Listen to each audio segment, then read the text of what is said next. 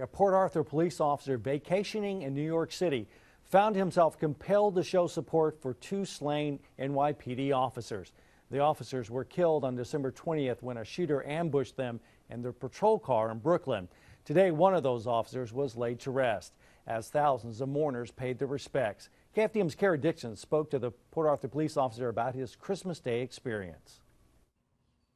Port Arthur Police Sergeant Ken Carona's camera is filled with pictures of his holiday trip to New York. We had been in New York about 5 or 6 hours. We actually were already in our hotel room, and I turned on the afternoon news and saw that 2 officers had been shot and killed in Brooklyn. Carona was in Manhattan on December 20th when New York police officers Rafael Ramos and Wenjian were killed by Ismaaiyl Brinsley. Brinsley shot the 2 in their police car while they were eating lunch. That's what is so troublesome about these 2 officers being basically executed or assassinated is that police officers sit in their cars at red lights.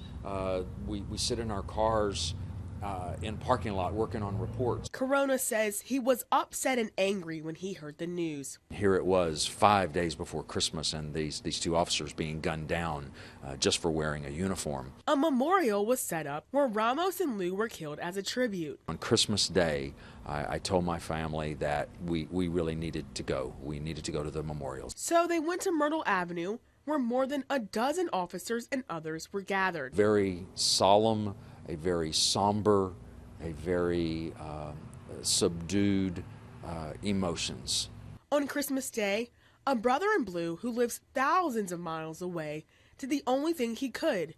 He left behind a symbol of his department. I carry these Port Arthur police patches with me, and I felt like that was my best way to show my support and my department's support for these 2 officers. A simple act to show support and brotherhood. It was just a yearning inside of me that to show whatever support I could for the officers, what few officers I could touch that day, to say that we support you, we're behind you, we're thinking about you, and we're praying for you. In Port Neches, Kara Dixon, KFDM 6 News. And Vice President Joe Biden and thousands of officers from around the country attended today's services.